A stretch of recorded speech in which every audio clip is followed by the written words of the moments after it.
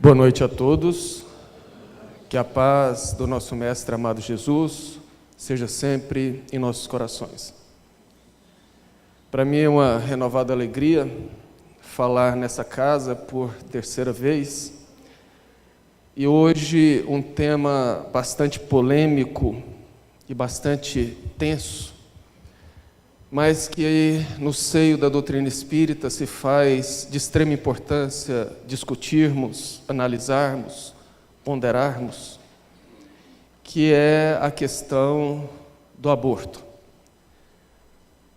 Como eu falo sempre em alguns temas, eu tive na minha criação o exemplo do meu pai, que desencarnou. Vai fazer agora em fevereiro 5 anos, e que iniciou uma campanha em defesa da vida em Jataí, há pouco mais de 30 anos atrás. E várias histórias aconteceram no decorrer desse tempo até a sua desencarnação e depois dela. No dia do velório do meu pai, uma segunda-feira chuvosa, estávamos na casa de velório, o caixão, a minha mãe e meu irmão muito emocionados, e aproximou do meu irmão uma adolescente, por volta dos seus 18 anos, extremamente chorosa, e olhou ali para o caixão, olhou para o meu irmão e disse: eu também estou sofrendo muito. Ele era seu pai, mas também era meu pai. Ele na hora não se atentou, e mais tarde, na hora do sepultamento, assim que o caixão desce ao túmulo, ela chora mais compulsivamente e volta-se para o meu irmão mais uma vez e disse: como eu estou sofrendo. Ele era seu pai, mas também era meu pai. Aí a ficha caiu, né? Meu irmão disse: mas espera lá, até onde eu saiba, somos 4 filhos.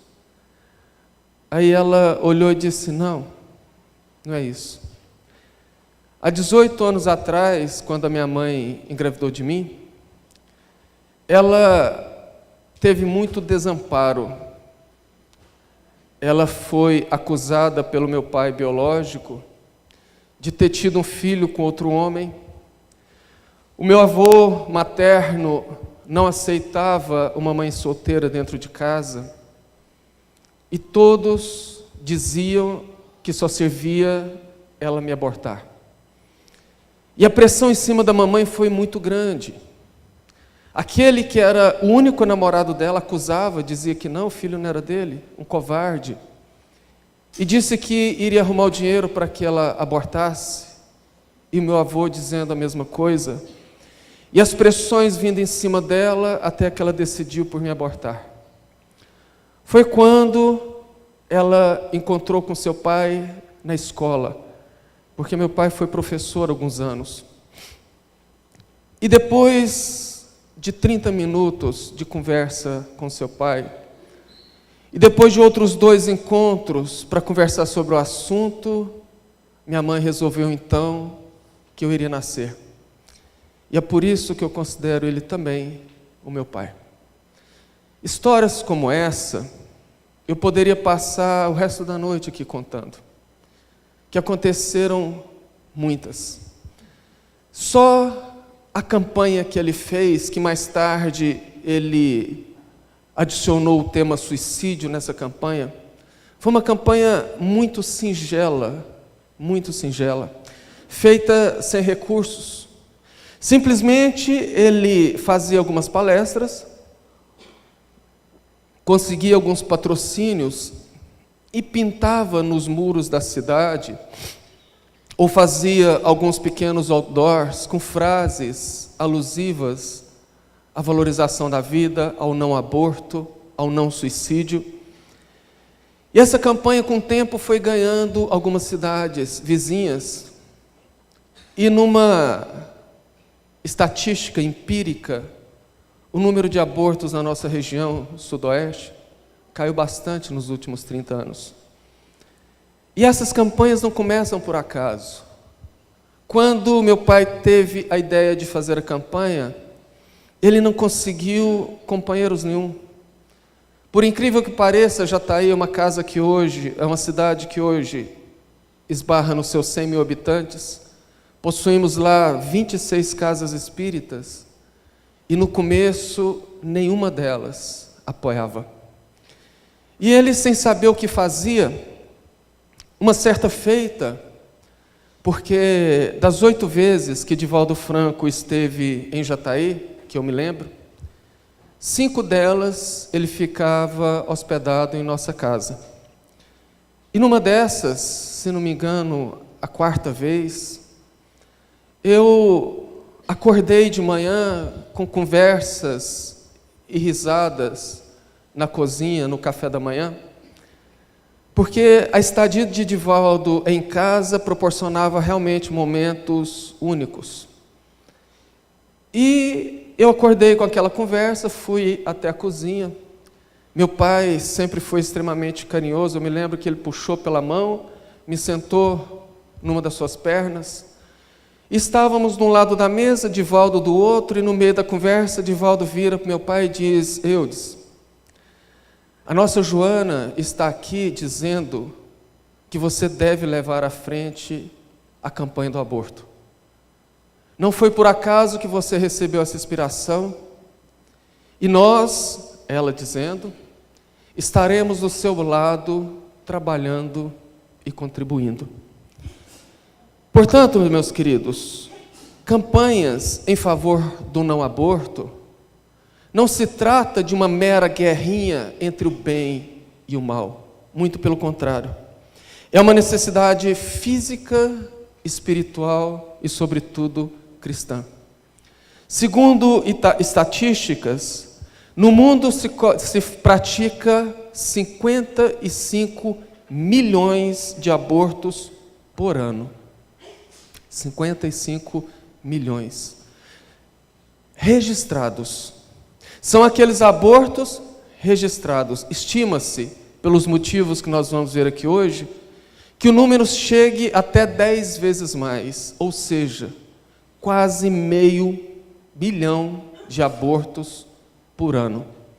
Desse número, 78% são em países de terceiro mundo, países subdesenvolvidos.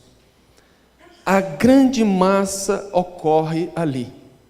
Até mesmo porque trava-se no mundo, na atualidade, uma grande luta silenciosa que se ergue para defender o assassinato de fetos, o assassinato de nascituros, ou seja, o aborto, para que seja liberado totalmente e acessível a todas as pessoas da terra.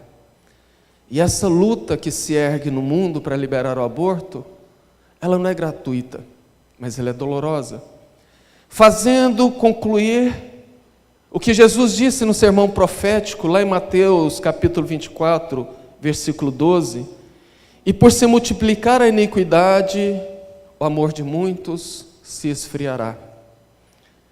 Quando eu vejo essa frase, eu me lembro o quão é doloroso ver que, inclusive no seio da doutrina espírita, muitos espíritas defendem o aborto. Mas, por outro lado, é compreensível. Assim como Jesus disse que não veio para os sãos, mas para os doentes, a doutrina espírita não é composta de espíritos puros e muito menos de espíritos muito elevados. Aqueles espíritas que estão no seio da doutrina, que ainda não compreenderam a realidade da vida, estão no lugar certo, porque é na doutrina espírita que descobriram o quão estão equivocados. Mas o problema não são esses espíritas. O problema, na realidade, é a grande maioria das pessoas. A grande maioria das pessoas que são incultas, desinformadas, desinteressadas, e que se deixam levar por conversas, por modinhas, por facções, fazendo com que essa ideia de liberar o aborto, por incrível que pareça, vai criando corpo e criando um corpo de maneira perigosa. Eu me lembro muito bem que alguns anos atrás, numa reunião íntima na Mansão do Caminho em Salvador, eu ouvi Manuel Filomeno de Miranda falar da boca de Divaldo Franco através da psicofonia, uma mensagem muito séria, cujo teor da mensagem eu juntei com uma outra mensagem que nos chegou de Salvador ano passado e montamos uma palestra que está no meu canal no YouTube que se chama Aviso Oportuno.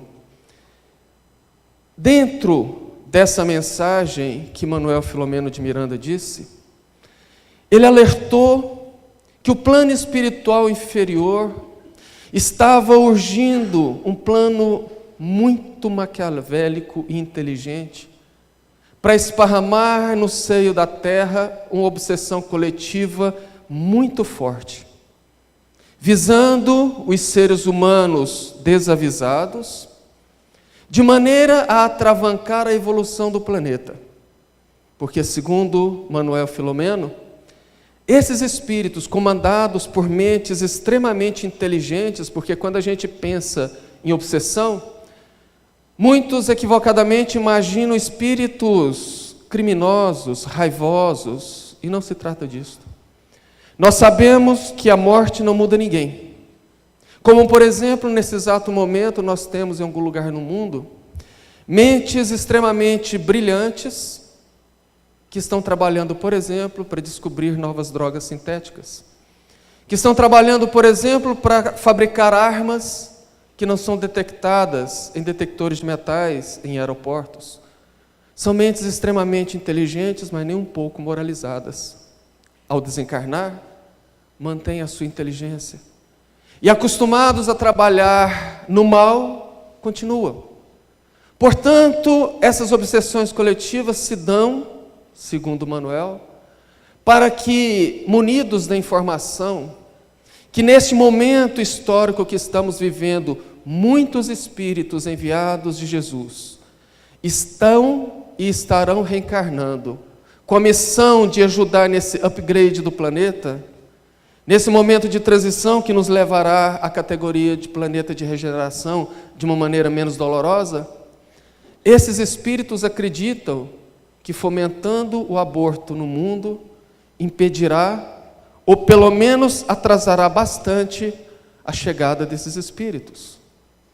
E dessa maneira nós começamos a ver alastrar pelo mundo pessoas que, fazendo parte desse grupo de espíritos inferiores, já encarnados, se tornam, digamos, os soldados de frente deste exército criminoso na Terra, levantando bandeiras pro aborto em todos os lados do planeta. E para que a gente não vá muito longe, vamos observar na nossa vizinhança verdadeiras aberrações como a Bolívia, que recentemente aprovou o aborto em qualquer fase da gestação. O que quer dizer que uma mãe que estiver no 8º mês, faltando 2 semanas para dar à luz, se ela optar por matar o filho, ela terá amparo legal e do sistema de saúde daquele país. E no Brasil não é diferente.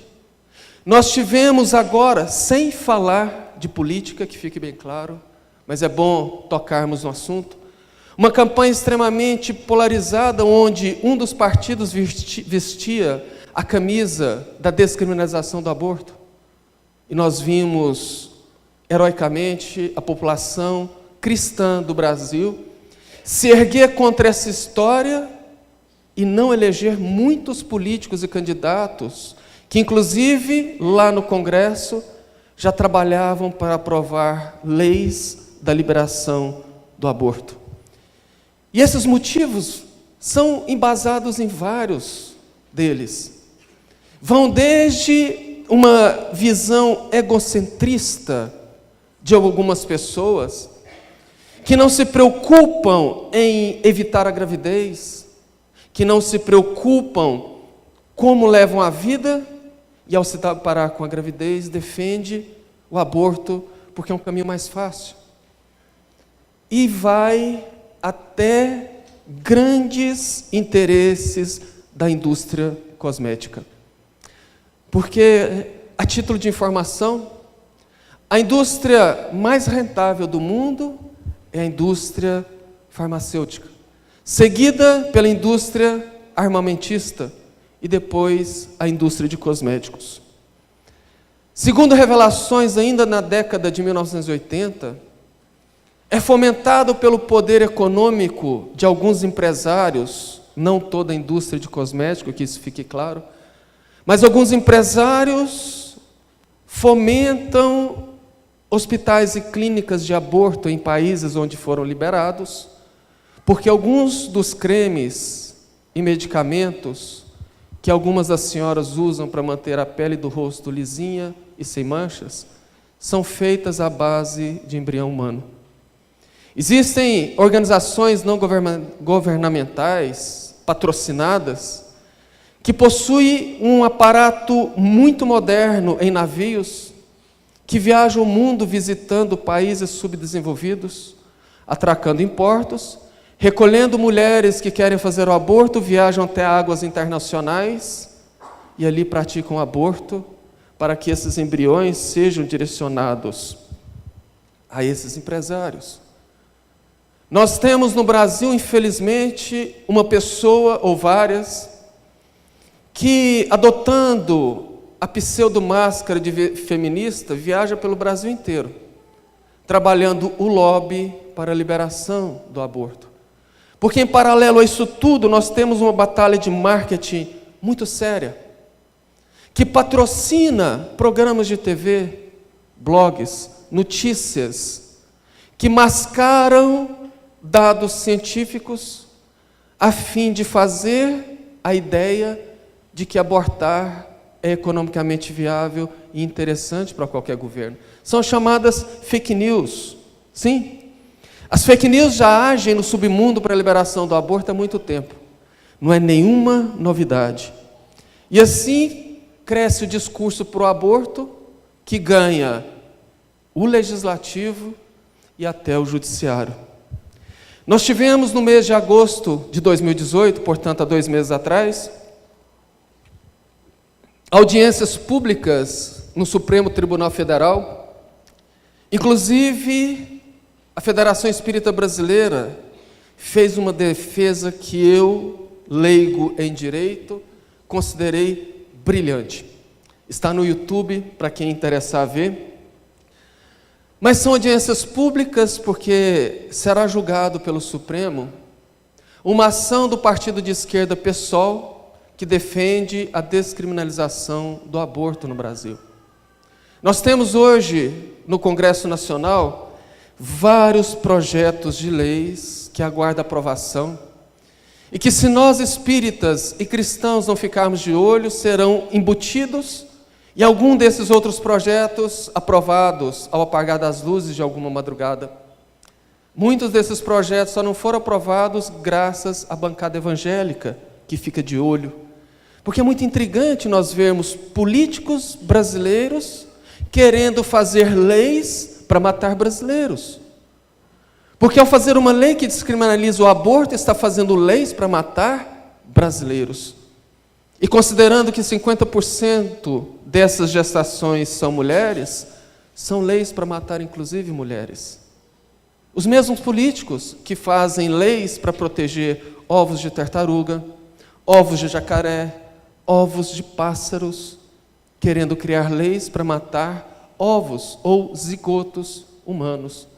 Então isso é muito sério e nós precisamos estar atentos. Porque são pessoas que se iludem achando que, criando leis na terra, podem burlar as leis divinas. E a lei de Deus é muito clara. Ela diz não matar. E não matar é em qualquer fase da vida humana. Porque a discussão também, para que se descriminalize o aborto, se dá em torno do momento onde começa a vida.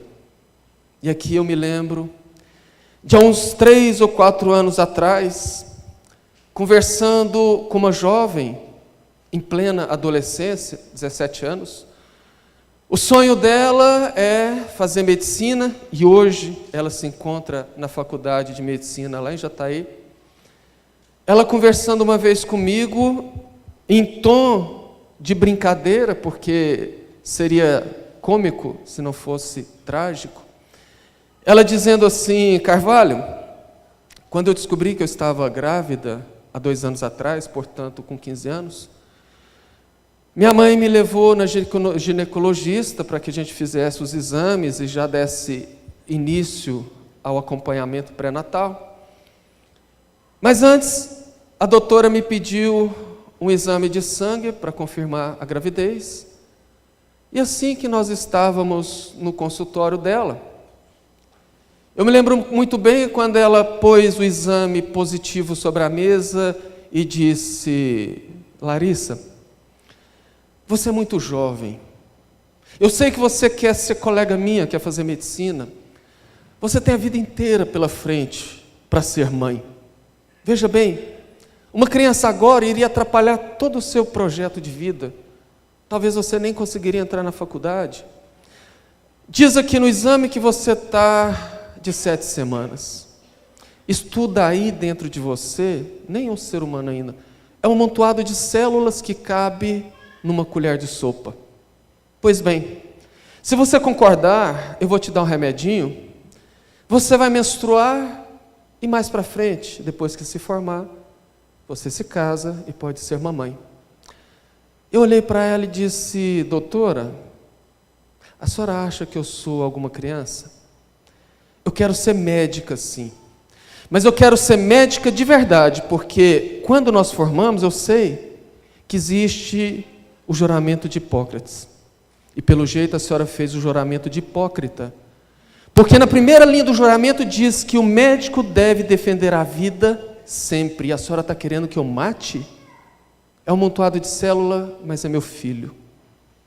E ela riu e disse: a médica achava que eu era boba. Com toda a sinceridade, eu fiquei com vergonha por essa profissional. Mas da mesma maneira que ela tem essa mentalidade de que é um amontoado de células, nós precisamos entender que a vida começa sim na gestação. É assim que a doutrina espírita fala e é assim, pasme, que a ciência fala. Na questão 344, Kardec pergunta: em que momento a alma se une ao corpo? E a resposta dos espíritos é: a união começa na concepção, mas só se completa por ocasião do nascimento. Desde o instante da concepção, ou seja, desde o instante que o espermatozoide penetra o óvulo, o espírito designado para habitar certo corpo, a esse se liga por um laço fluídico, que cada vez mais vai se apertando até o instante em que a criança vê a luz. O grito do recém-nascido anuncia que ela se conta no número dos vivos e dos servos de Deus. A doutrina diz que no momento que o espermatozoide penetra o óvulo, que se transforma em ovo ou zigoto, naquele instante é feita a ligação fluídica no espírito que vai habitar aquele futuro corpinho. Que enquanto o corpinho está se desenvolvendo, o espírito está também se desenvolvendo no sentido inverso, para que possa se adaptar a habitar aquele corpo, que a junção de ambos se dá no momento da luz. Mas a ligação, ou seja, a vida começa na concepção. Mas o que diz a ciência? Qualquer pessoa que estudou saúde e estudou embriologia clínica deve ter estudado no livro de Kate Moore.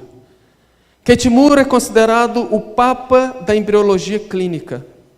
E no seu livro Embriologia Clínica, na primeira página, no primeiro parágrafo, está escrito: o zigoto é uma célula resultante da fertilização de um ovócito por um espermatozoide e é o início de um ser humano.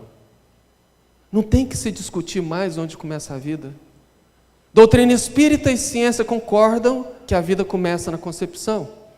E se a vida começa na concepção, qualquer ato que atente contra essa vida com 2 dias, com 2 semanas, com 2 meses ou com 2 anos, é infanticídio, é assassinato, é aborto. Mas vários argumentos rondam apesar disto.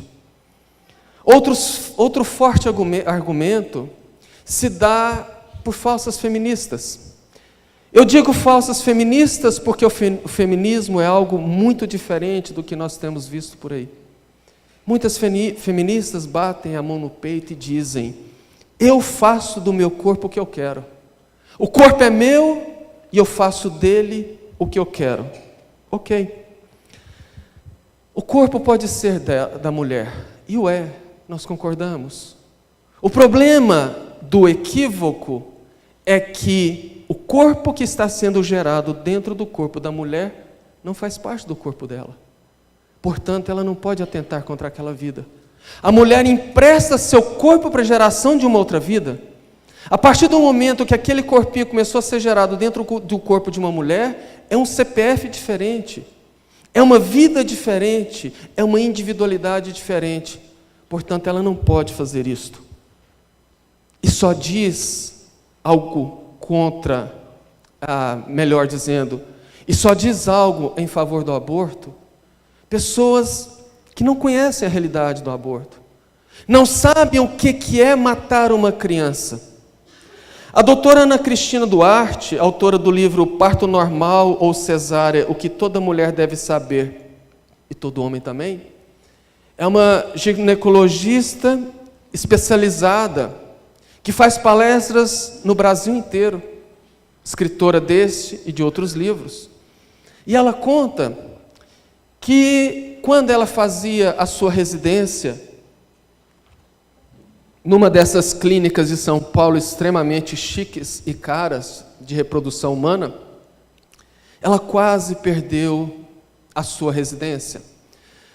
Porque numa dessas clínicas que casais pagam muito caro para ter oportunidade de serem pais, onde é feita as inseminações, retira-se o óvulo da mulher, retira-se o espermatozoide do homem, faz a fecundação e, em formando os embriões, instala no útero da mulher.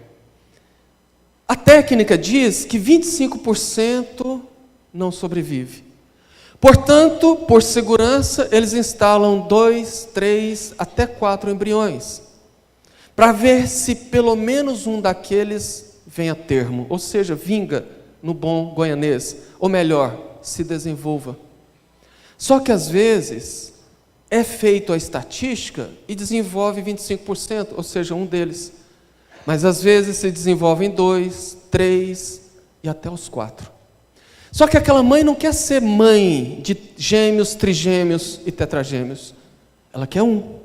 Então eles fazem um procedimento que tem um nome muito bonito, redução, que em outras palavras, aborto.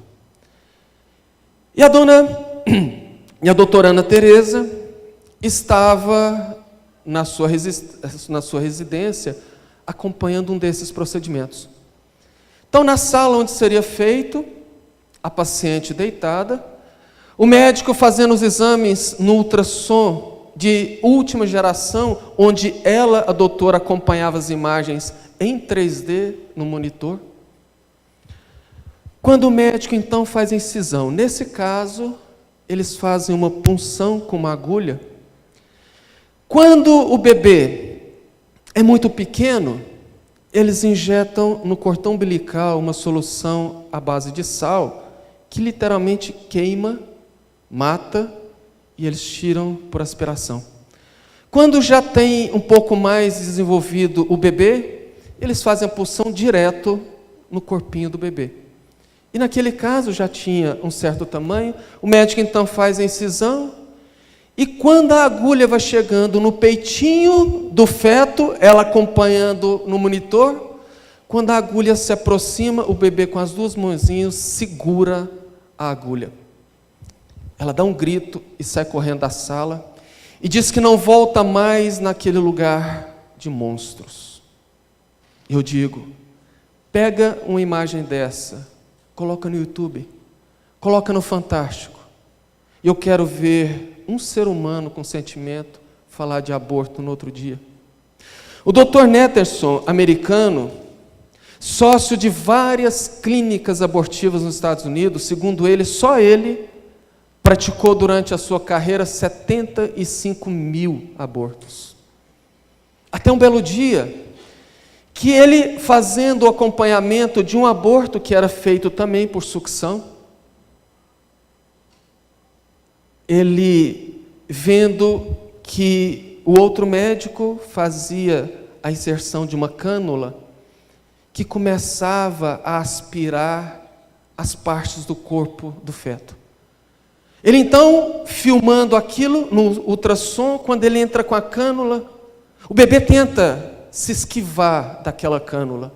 Ele vai movimentando, tentando se esquivar, até que a cânula pega e suga uma perninha, suga um bracinho, e nesse momento o bebê abre a boca, dando a impressão de dar um grito. Quando ele viu aquilo, ele reviu tudo o que ele havia feito em sua vida. Todos os 75 mil abortos ele nunca tinha presenciado daquela maneira. Ele vendeu todas as suas sociedades na clínica e com a sua fortuna começou a viajar o mundo fazendo campanhas e palestras em prol do não aborto. Esse filme ganhou o nome de O Grito Silencioso, está no YouTube para quem quiser ver. A qualidade da imagem é muito ruim, porque era o ultrassom da década de, não me engano, 70, 80, mas se percebe muito bem. São coisas dessas que fazem com que pessoas que tiveram noção não o praticam. Mas aí vem gente e fala, mas veja bem, o mundo moderno tem o aborto liberado. O aborto não é liberado no mundo apenas em países africanos, países sul-americanos e países muçulmanos, ou seja, países de terceiro mundo. O primeiro mundo tem. Ok, é um argumento. Mas quem fala isso fala porque também desconhece a realidade desses países ditos de primeiro mundo, que liberaram sim o aborto, mas que já começam a fazer o caminho inverso. E esse caminho inverso foi embasado em situações que tiveram pesquisas científicas que deram suporte a essas tomadas de decisões. São pesquisas científicas interessantes que a gente não acha no Google com facilidade. Você pode jogar lá que dificilmente você encontra. Às vezes você tem que entrar em sites de universidades quase em áreas restritas para ter acesso. Será por quê, né? Mas uma dessas campanhas de pesquisas que eu destaquei, ela foi feita em Oslo, na Noruega, que é um país oficialmente ateu, portanto não pode-se dizer que foi feito em um país religioso, e onde o aborto é liberado até a 12ª semana, desde 1978. Eles pegaram um grupo de 100 mulheres e fizeram um estudo de saúde mental nesse grupo de 100 mulheres. Parte do grupo foram de mulheres que tinham tido aborto espontâneo, parte do grupo de mulheres que fizeram o aborto provocado. Fizeram análise delas 2 dias depois do aborto, 10 dias depois do aborto e 2 anos depois do aborto. O grupo de mulheres que tiveram aborto espontâneo, obviamente, 2 dias depois estavam de luto, não queriam perder a criança. As que fizeram aborto provocado estavam felizes, alegres, se sentindo leves, despreocupadas. 10 dias depois, desculpem, não é 10 dias depois. 10 dias depois, 2 anos depois e 5 anos depois. 2 anos depois, esse grupo de mulheres que teve o aborto espontâneo, muitas delas nem lembravam mais do aborto, algumas já tinham tido outros filhos e tocavam a vida em frente. As mulheres de aborto provocado sequer se lembravam que tinham feito esse aborto, já tinham tocado as suas vidas e estavam aparentemente bem. 10 anos depois, aquele grupo do aborto espontâneo já tinham refeito as suas vidas, já tinham uma família consolidada e mal se lembravam do ocorrido. Mas o grupo de mulheres de aborto provocado, 83% delas apresentavam algum tipo de transtorno de ordem psicológica. Conclusão e resultado: as mulheres que tiveram aborto espontâneo apresentavam maiores scores com 10 dias e 6 meses. O grupo de aborto provocado apresentou scores significativamente maiores que o grupo de aborto espontâneo e que a população em geral com 2 e 5 anos. Conclusão: o aborto provocado promove um sério agravo à saúde mental e à qualidade de vida das mulheres. Não é difícil a gente entender isso? A mulher é um projeto sublime de Deus, que tem, entre outras finalidades, a cooperação na perpetuação da espécie humana na Terra. Somos co-criadores de Deus. A mulher é um projeto para fazer a procriação, portanto ela vem literalmente programada de fábrica com software do amor materno. E por mais que a mulher não sinta isto, infringir essa lei, não matar, e principalmente matar o próprio filho, não traria a esse espírito uma solução simples, sem consequências. O sentimento de culpa, porque todos trazemos a lei de Deus inscritas em nossa consciência, segundo os Espíritos. Nós sabemos que não devemos fazer, e quando fazemos, isso traz consequência. Cujas consequências são muito mais graves àqueles que disseminam qualquer forma de aborto. Principalmente sabendo disso, no livro Nosso Lar, em um dado momento, André Luiz andando próximo aos muros da cidade espiritual de Nosso Lar, ouve lá um barulho, e quando chega com seu mentor, o sentinela disse: é ela novamente. Ele então sobe até a guarita e vê o espírito de uma mulher que se apresentava muito sofrida, pedindo pelo amor de Deus que deixasse ela adentrar aos portões, e o sentinela, sem saber, o instrutor disse: não, ela não pode entrar. Ela já tentou várias vezes, e André Luiz fala: mas como assim? Essa cidade não está aqui para recolher espíritos sofredores? Olha a condição dela. Disse: não se trata disso, André. Ela não é quem ela está se passando ser. Ela está aparentando ser uma boa pessoa, mas não é. Observe o corpo perispiritual dela. Quando André firma as vistas, vê no perispírito dela um monte de manchas enegrecidas. Ele disse: André, ela foi uma enfermeira na terra, e cada mancha daquela é um aborto que ela praticou. E quando dá a negativa, então, ela, meio que apelando, se transforma totalmente num fenômeno de psicoplastia, e se mostra como ela é, aparentando uma aparência muito horrenda, e vai embora xingando e esbravejando. Isso é muito sério, porque nós temos hoje, infelizmente, a nossa classe médica em relação ao aborto dividida em 2 grupos. O maior grupo, que são médicos conscientes, que não se prestam a aborto. Inclusive nós tivemos nessa campanha, em agosto, quando se tentava fazer a liberação do aborto no Brasil, que ainda não foi julgado, a AME, Associação Médica Espírita, criou um vídeo muito bonito, onde vários médicos espíritas e não espíritas, dizendo rapidamente: eu sou médico e não faço aborto.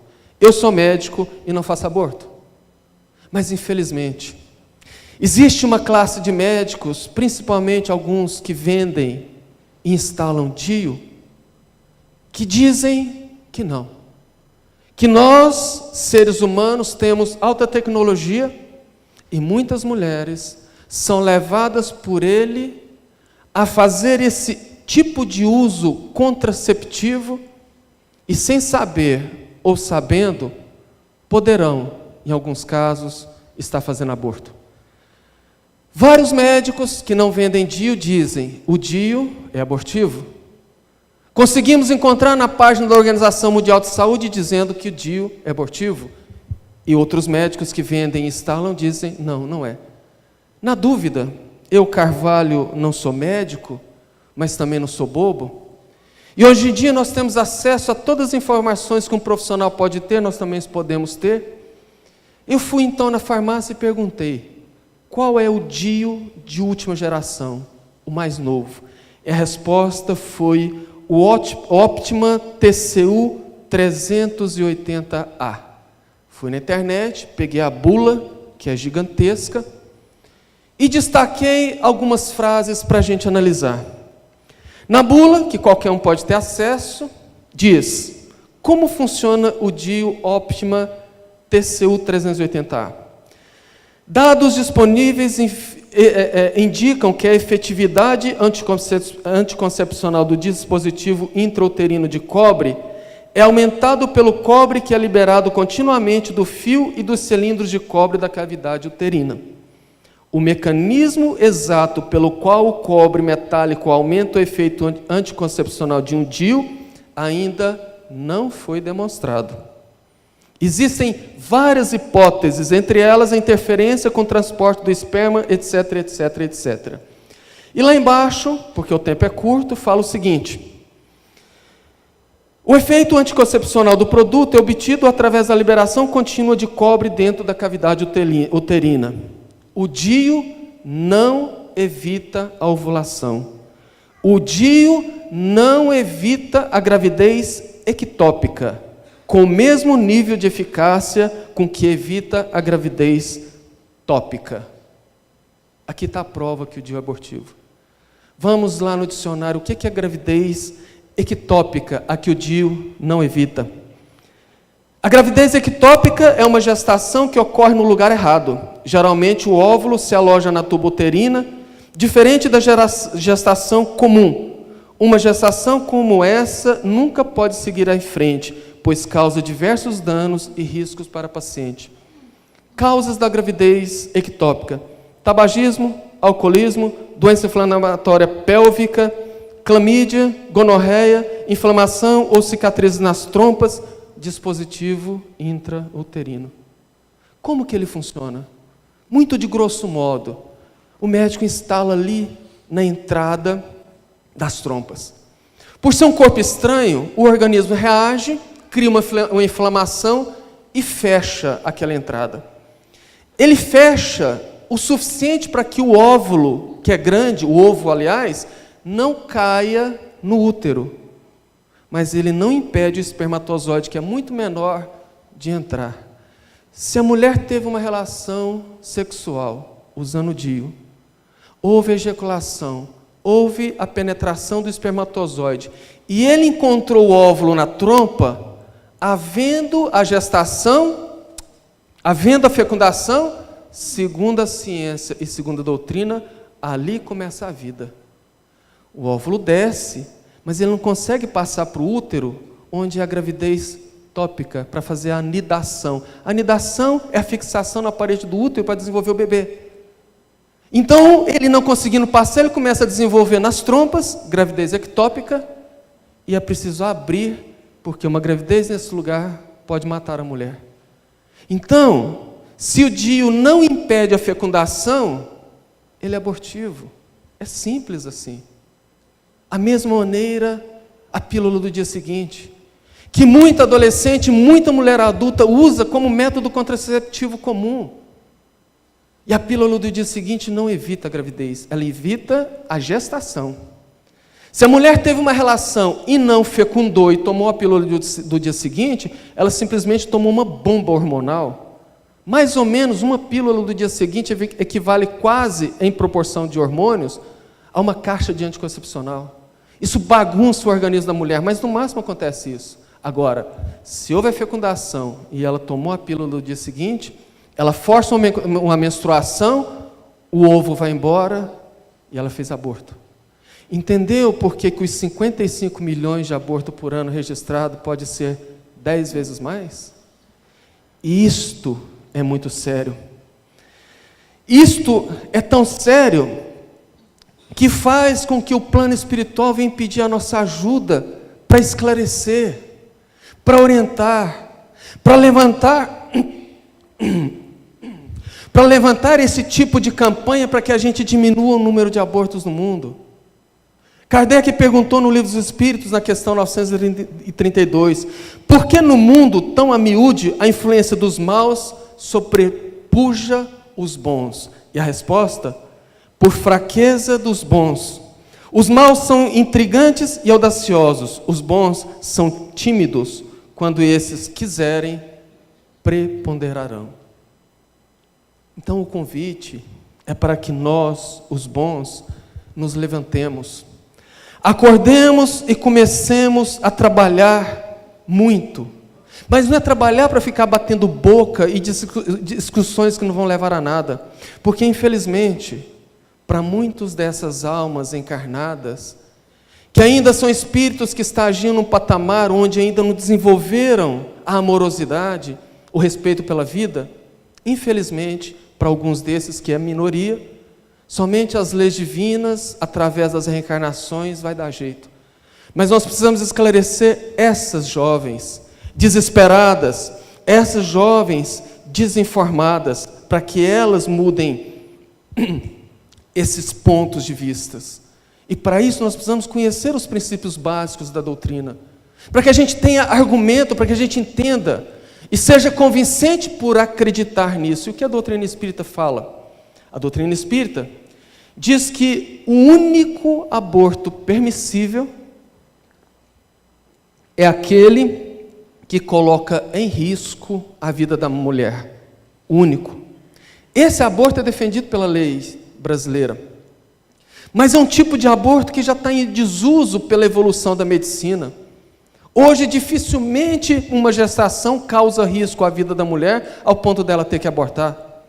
Casos extremos, como por exemplo, uma mulher já no seu 7º, 8º mês, tem um acidente e dá ali uma hemorragia muito forte.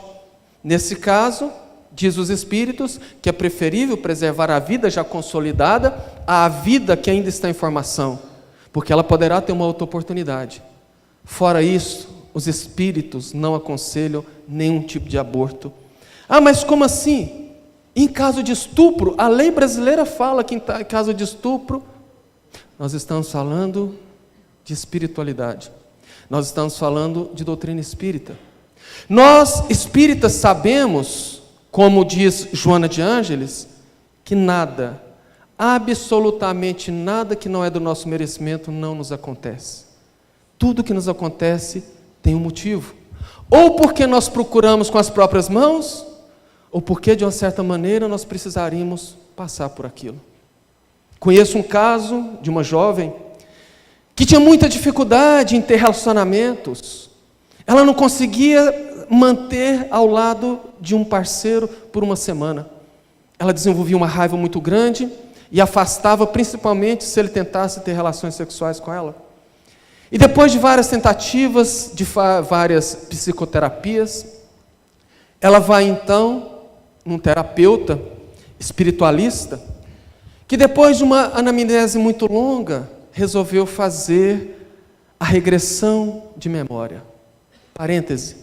Muita gente equivocadamente acha que a terapia de vivências passadas, ou a regressão de memória, vai mostrar tudo que a pessoa foi. Muita gente está, não, eu queria fazer regressão para descobrir o que eu fui na vida passada. Lembremos que se Deus nos oculta a reencarnação passada, tem um motivo muito sério. E querer burlar isso pode trazer consequências graves. Até mesmo porque a regressão não vai te mostrar o que você foi na reencarnação passada. Ela te leva até o ponto do trauma. E ali sim você consegue fazer uma terapia curativa. Mas não que você vai ter toda a sua vida correndo na frente dos seus olhos.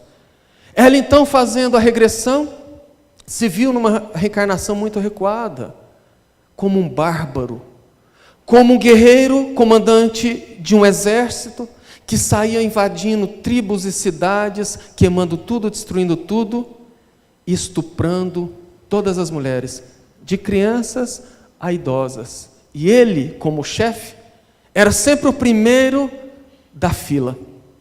Depois de várias situações desse jeito, ela muda e ela se vê numa reencarnação mais próxima da vida dela, como uma camponesa, que morando num sítio, precisava ir até a cidade para comprar víveres, mas que para ir à cidade ela tinha que passar por dentro de um bosque. Numa dessas vezes, os pais trabalhando, ela foi, e ao retornar à tarde, passando pelo bosque, ela sente uma pressão na nuca, cai com o rosto no chão, e sente aquele bafo e o cheiro de pinga, de suor masculino, e o homem começa então a rir, lamber, beijar ela, e a estupra ali no chão.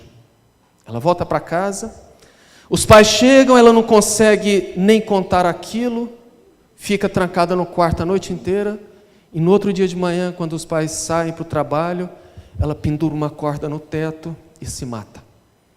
Ela se vê numa reencarnação próxima depois dessa, tetraplégica, porque na hora do arranque, do enforcamento, rompe-se uma vértebra, ela passa muitos anos sofrendo como suicida no plano espiritual, reencarna tetraplégica, e quando ela vem para a reencarnação atual, eis o motivo que ela não conseguia lidar com homens. Mas eis o motivo dela ter sido estuprada, porque foi estupradora. É a lei de causa e efeito. Então, se houve o caso, tem motivo, e aquela criança gerada no estupro não tem culpa. Impor à mulher o aborto porque foi estuprado é impor dois sofrimentos, porque ela já carrega a dor do estupro, porque só a mulher que foi estuprada sabe o terror que é. Mas lembra da pesquisa da Universidade de Oslo, que as mulheres que praticam aborto, depois de um certo tempo, têm problemas de ordem mental? Você vai imputar um crime de aborto, que além de agravar o estupro, ainda vai causar outros danos. Ah, mas eu não vou dar conta de lidar com essa criança. Ok, a criança é tão vítima quanto a mulher. Portanto, deixa a criança nascer. Se ao colocar no seu seio pela primeira vez, na primeira sugada, se ali não nascer um amor que durará o resto da vida, dê a criança adoção. Só no Brasil são 35 mil casais na fila para adoção. E as pessoas querendo matar. O tempo é muito curto, mas nem os casos de anencefalia que o nosso Supremo liberou, dizendo que o anencéfalo não tem vida, que ele não tem condições de sobreviver muito tempo, sendo que a pequena Marcela, anencéfala de 2 anos e meio, estava lá com os pais. E os pais mostraram, os senhores ministros, aqui minha filha, 2 anos e meio, como que vocês vão falar que o anencéfalo não tem condições de sobreviver? A fotinha dela olhando para o olho do pai com amor, como que não tem sentimento? Porque as falsas pesquisas dizem que sem cérebro, sem sentimento. Mas como assim? Aqui tem uma criança que tem. Desencarnou com 2 anos e meio porque afogou com leite. Não foi problema da anencefalia. André Luiz diz que o espírito se liga ao corpo no quarto ventríloco, na fossa romboidal. Ou seja, todo ser com anencefalia nasce com espírito. Porque no caso mais grave de anencefalia, o tronco nervoso é preservado. Porque se não houver a formação, onde tem todo o comando de deglutir, de ouvir, de enxergar, se não tiver a formação do tronco cerebral, a criança nem nasce viva.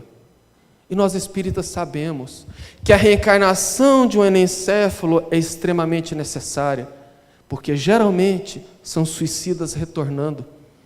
E que 10 minutos, 1 dia, 1 ano de vida durante a reencarnação poupa dezenas de anos de sofrimento a esse espírito, porque provê a cicatrização das sequelas perispirituais causadas pelo suicídio.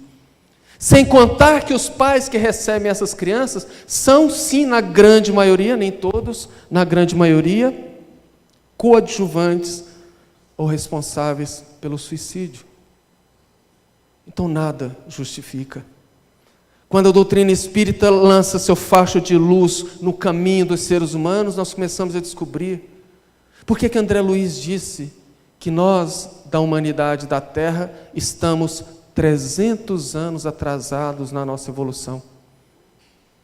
Na década de 1980, Chico Xavier disse que o aborto era o combustível da maior parte das guerras no mundo.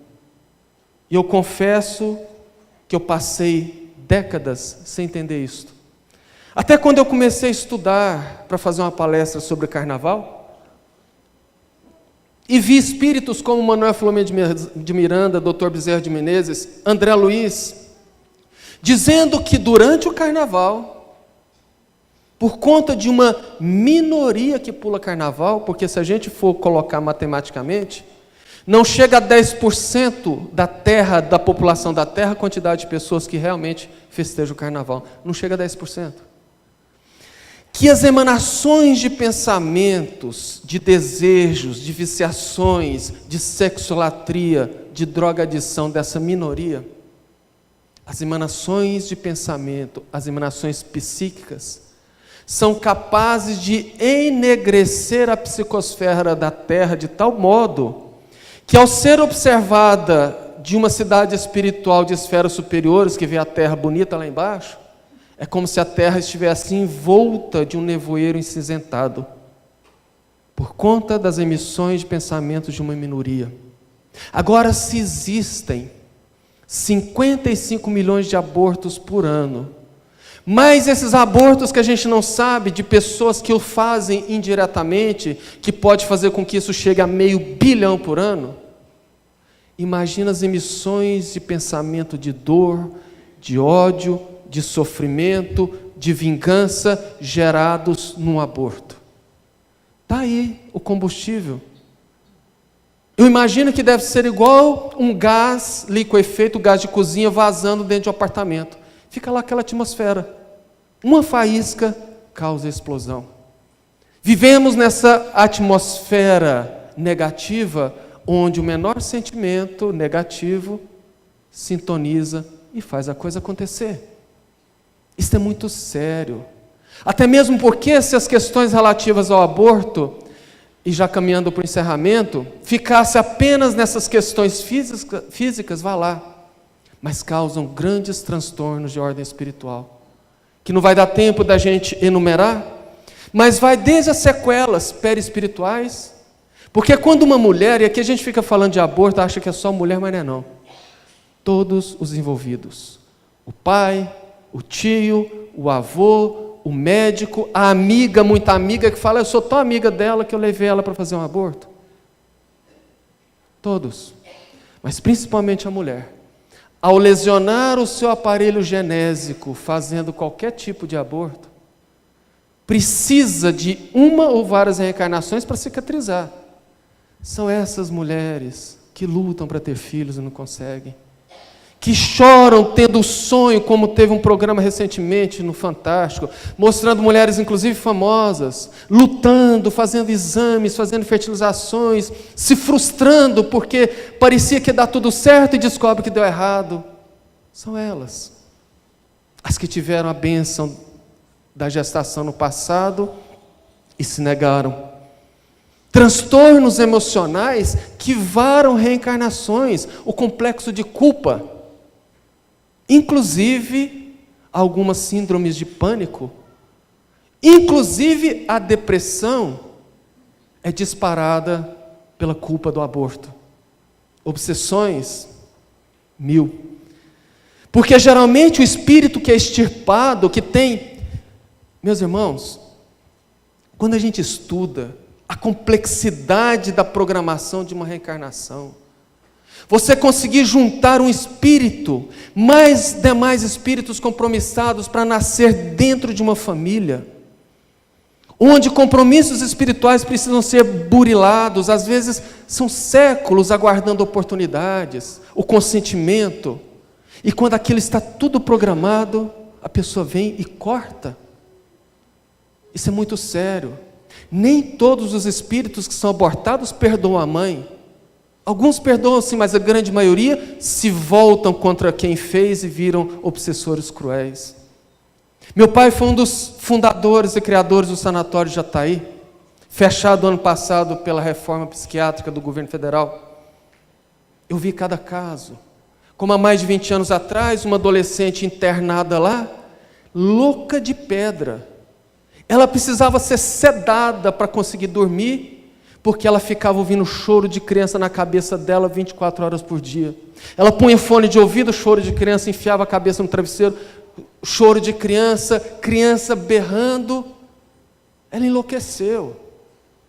Num dos trabalhos mediúnicos, na casa, depois que ela foi internada, a sua avó materna manifesta e diz: ela já fez 3 abortos. No último, o espírito continuou ligado fluidicamente a ela. E o desespero que ela está ouvindo é o desespero do espírito que ainda não desligou e que atormenta 24 horas. Isto é muito grave. Sem dizer dos resgates dolorosos de todas as pessoas que são envolvidas direta ou indiretamente no aborto. Puxa, então não existe nenhuma forma segura de fazer aborto? Não, nenhuma. É por isso que André Luiz disse que estamos 300 anos atrasados na nossa evolução, e eu, Carvalho, faço algumas ponderações. Estamos em 2018 e até hoje, doenças como AIDS, sífilis, o câncer e tantas outras ainda assolam a nossa humanidade. Mas é natural. Talvez os espíritos dos cientistas e dos médicos que iriam reencarnar para trazer a solução para essas doenças foram abortados. Percebe? Por isso que é importante nós erguermos essa campanha. Ah, Carvalho, eu não sabia disso e eu fiz aborto, e agora? Estou condenada? Não. Deus não condena ninguém. Uma coisa é você fazer algo sem saber, outra coisa é você fazer algo sabendo. Se você fez por não saber, vamos recordar João Evangelista, que disse que o amor encobre a multidão de pecados. Joana de Ângeles, o bem que se faz apaga o mal que se fez. Fez. Tente então revalorizar o seu passado. Se perdoe. Se perdoe através do trabalho de conscientização de jovens, de adolescentes, evitando abortos. Foque algumas horas do seu mês trabalhando em prol de crianças abandonadas, mães solteiras. Troque a sua culpa pelo trabalho no amor. Refaça isto e as coisas vão se resolver. E aqui, para encerrar, eu deixo o convite para a comunidade espírita da Irradiação Espírita Cristã. Temos essa página no Facebook, que depois que meu pai desencarnou, a gente deu uma nova roupagem na campanha. É muito simples. Entra lá, facebook.com/em favor da vida, vão encontrar essa logo. Curte a página, porque cada vez que você curte, aparece o que nós colocamos lá para os seus contatos, e assim a gente começa a trabalhar a divulgação. Eu trouxe aqui mais ou menos 25 livros que meu pai escreveu. Um livro de leitura muito simples e muito gostosa, a estilo literário do André Luiz, onde ele conta casos que ele passou reais com as alunas dele quando ele foi professor. É um livro que fala muito para as mulheres, porque conta que situações de aborto, de suicídio, dramas adolescentes. E assim como André Luiz, cada situação que ele narra no livro tem um ensinamento doutrinário muito profundo. Desses pouco mais de 25 livros, eu trouxe 30, mas teve um acidente dentro do carro, derramando um líquido lá, e eu perdi alguns. Eu gostaria de deixar uns 5 para a biblioteca da casa, os demais, se alguém quiser interessar a ler, está aqui gratuitamente. Eu peço que leia, se gostar, passe para frente, porque também é uma maneira de divulgação, porque essa divulgação faz efeito. Não foi à toa que Joana de Ângeles falou diretamente ali para o meu pai: leve à frente que nós ajudaremos. Nunca esqueço. Isso já tem mais ou menos uns 15 anos, quando a minha mãe trabalhava como servidora do IPASGO, o Instituto de Previdência dos Servidores do Estado de Goiás.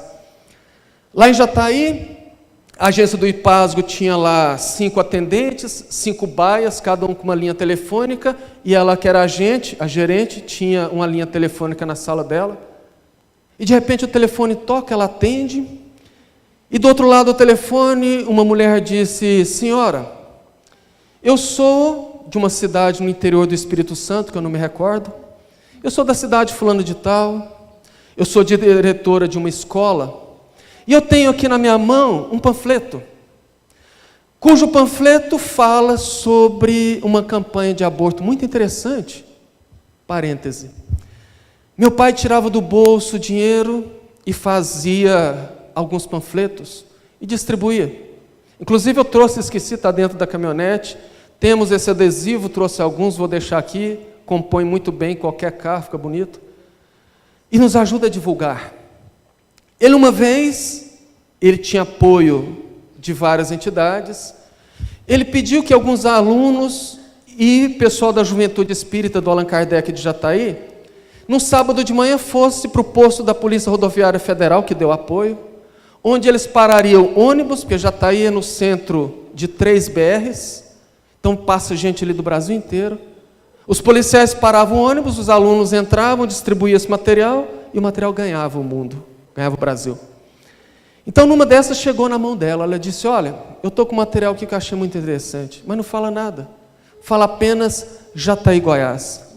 E eu achei esse material muito interessante, que eu gostaria de divulgar aqui na minha escola, porque meu pai tinha um cuidado de não colocar o nome dele, e nem nada alusivo à doutrina espírita, porque a ideia era que chegasse a todas as pessoas. Infelizmente, alguns religiosos fundamentalistas evangélicos, por exemplo, quando vê alguma coisa de doutrina espírita, descarta.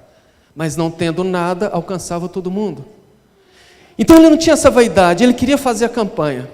E a mulher lá do Espírito Santo diz: como aqui não fala nada, só fala Jataí, Goiás, eu peguei aqui no Google um telefone qualquer, vi aqui que é um órgão do Estado, e eu gostaria de saber, porque eu queria saber quem que faz essa campanha, para eu entrar em contato e poder trazer isso aqui. A senhora por acaso conhece? Minha mãe disse: por acaso eu conheço, é meu marido.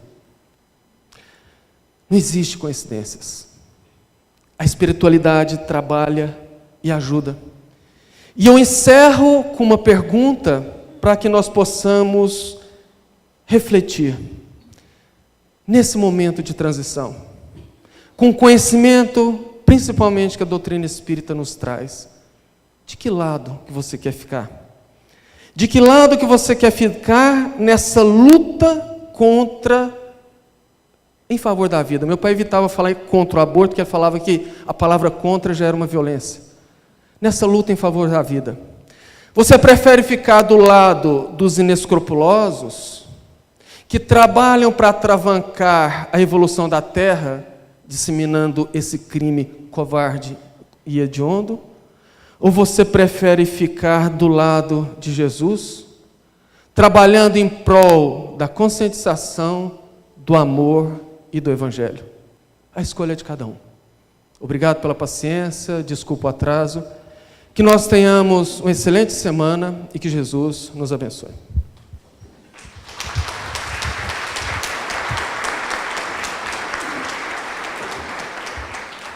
Nossos agradecimentos ao companheiro Carvalho Filho, que Deus o abençoe no seu ofício, de levar o esclarecimento, o conforto e o consolo. Passaremos agora à segunda parte da nossa reunião.